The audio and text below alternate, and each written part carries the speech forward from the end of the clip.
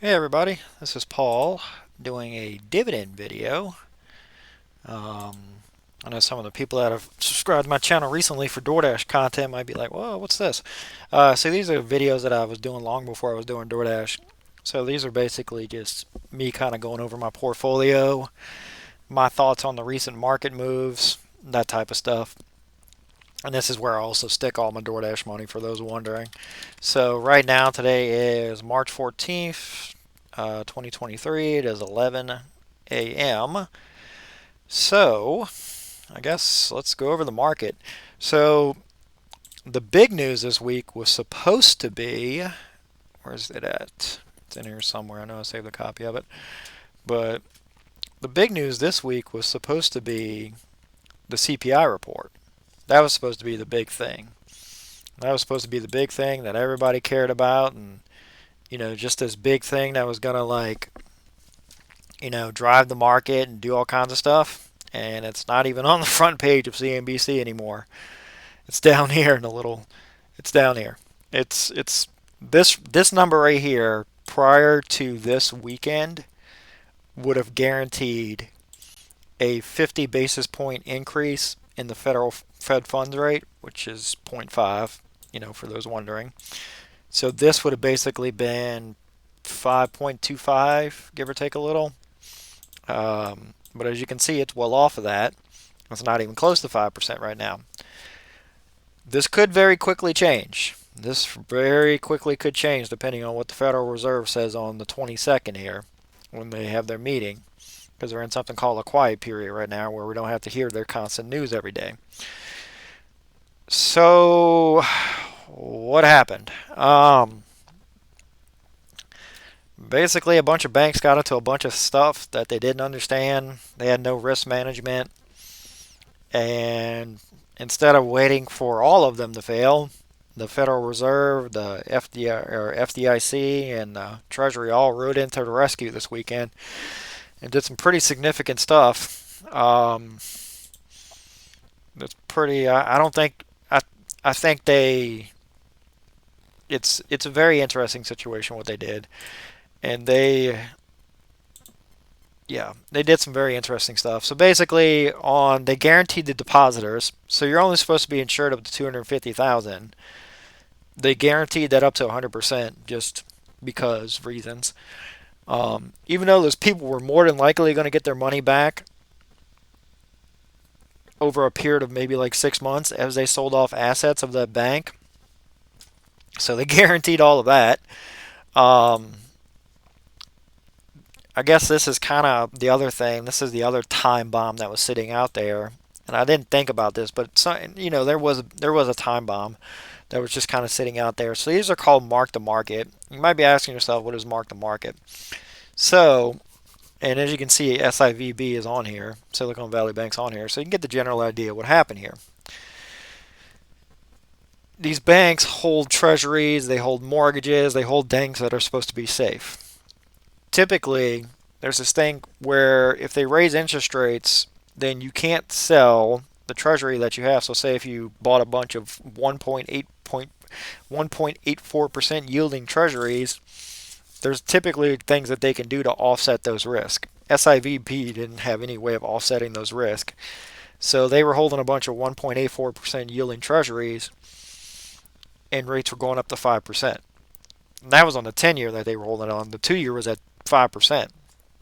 So when people realized that they had a clientele that was basically, venture capital, startup funds that are typically not profitable.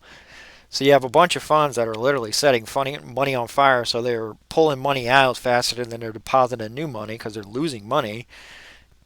You need to replace those funds somehow. So what they attempted to do was sell their assets that they had. Well, the assets are worth nothing because nobody's going to, okay, I'll buy your 1.84% yielding bond, but I'm not going to pay the same thing that you paid for it, when I can go get a 5% on the 2-year.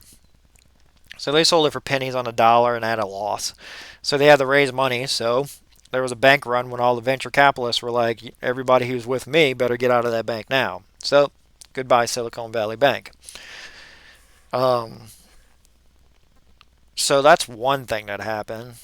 Another thing that happened is everybody looked at this little nice list that they put together here for some people, and you can see this mark the market over here. Well, they started looking at other companies: Charles Schwab, Bank of Hawaii, First Republic. And now, what's First Republic doing today? Why is First Republic up 55%? Well, they did another program, and the name of the program is something like, I don't know, Fed buyout program, basically. So the Fed decided that they were going to come in, and you might as well call this buy the Fed put program, because this is exactly what they just did. And you want to know why the market's rallying even though inflation was hot? This is why. The Fed basically came in and said, hey, you know all these assets right here that are becoming more and more worthless as we raise interest rates? This type of stuff, especially on First Republic, you can see right here. You know, it is First Republic's much, much smaller, but look at their assets. So this is why this one was getting sold off into the ground. And there's other ones too. So they basically said, oh, well, just give that to us. We'll give you whatever it's worth. So this -4, these negative numbers turn positive all of a sudden. Whatever you pay for it, we'll buy it from you. Now we're gonna give you, it's kind of a loan for 1 year, until you can make some more loans and offset this risk that's on your book. Because I guess nobody at the Federal Reserve realized that when you raise interest rates this quick, that you make everything that the banks are holding completely worthless. You can see Jamie Dimon, J.P. Morgan's on this list too. Bank of America's on this list. So what they did is effectively nationalize the debt of the banks. So everybody's walking around saying they effectively nationalized the regional banks. They kind of did. Um, they basically made the regional banks risk-free, because it's exactly what some people were predicting. Now they say that they're freaking out or whatever. Like, this is what would have happened. Is if they didn't do that, then all of these this is effectively a hit list for bears, and you can see what was going on. Like, some of these banks were down 60% in a day. Like, if the Federal Reserve hadn't done this, First Republic goes under by today. In fact, actually, First Republic goes under by yesterday. They don't make it to the day. Charles Schwab, which is mostly like a trading firm, like trading investment, you think of them. You don't think of them as a bank, but they do have a banking arm. They were getting slaughtered. So, and that's it right here too. Zions, KeyCorp, Comerica, all these different banks that were exposed to this just got slaughtered. So the market went into recession mode very quickly. Um, I mean, the 2 year dumped more than I've ever seen it dump before. Um, it was kind of weird. And what happened yesterday is basically everybody's like, there's going to be bank runs, there's going to be bank runs, and there wasn't no bank runs. So this is exactly what's going on right now. So the market is completely reversing out everything that it did. Now it's going to come back to reality when the Fed has their meeting and they still raise rates. Like right now, the Fed funds rate, I believe, is 4.5 to 4.75. We're below that. They were expected to raise up to 5.25. Now they're going to raise up to 5, I think, I'm pretty sure. They should pause to see if there's any more damage in the system. But they're not. They're not. They're going to raise. Especially with this rally today. And then, if you just go over to look at stuff like, like Bitcoin or whatever, you can kind of get the general idea. Like, you can just see this thing's off to 26 grand. That's a new high for it right now. So how am I investing through this? All right, so basically very simple. You just have to have a plan. And that's why I set limits. So through this whole downturn or whatever, you go to my little DoorDash tab, you can see almost every penny I made last week was invested. Yesterday when the market was selling off and all that stuff and trading up and down and left and right and all that craziness, I took $300 and put it to work in BIL right here. Right there. That's where I put it. I didn't know where else to put it because I didn't know what the market was going to do. But I put it right there, $300. That's just it's very simple. If you look at it, 1 to 3 month Treasury bill ETF, very simple, trades flat most of the time, and it's just a good place to stick money. I'm looking at this over here, Vanguard Federal Money Market Fund, trading at a 4.62%. So this is technically what was going to kill the regional banks right here. This literally right here is going to kill the regional banks because everybody started to realize, I'm getting 0% return on my money. I'm getting not paid for any of this. So there's a good chance that by the time I check this or by the time I look at this portfolio again, I'm going to wait and see if some of these losses here on BSTZ, because I don't want to sell it for a 15% loss. But I might back this position off right here, right now. It's set at 10%. I might back this off to 5% pretty soon. Just to have less international exposure, because the Fed is still raising rates. So that means the dollar is going to get stronger, and you can kind of see it today right there. So the dollar is going to get stronger, and when they come out on March 22nd and say we're raising rates, and if they do something crazy like 50, that would be shock. That would shock the markets back down to like, it would shock the markets. We wouldn't be this high. Let me put it like that. But if you get 25, that's going to be the Fed funds rate is going to be between 4.75 and 5. This has a long ways to go to get where it needs to be, because we were looking at, the market was pricing in cuts yesterday. That's where we were. So we're not there. So I think this move right here is probably temporary, especially when Jerome Powell speaks and he starts. If he says the word pause, that would be amazing. The market would rally up to 4,100. But I don't know. Right now, do they raise rates 25 basis points and then pause? We don't know. If they say the word pause, I mean, this takes off. This goes to 4,200 probably or something. It just takes off.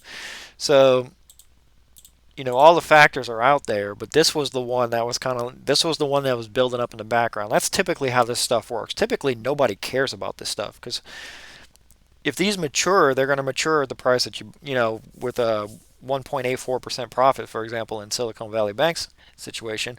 If there's no run on your bank, that's fine. But if there's a run on your bank and you have to sell your assets, well, you can't sell your assets for as much as you thought you could. And I think the Fed forgot about that. To be honest with you, I don't know. It's kind of weird. So, yeah, you kind of saw some like worrying signs yesterday. High yield credit went through the roof, like the amount you got to pay for that.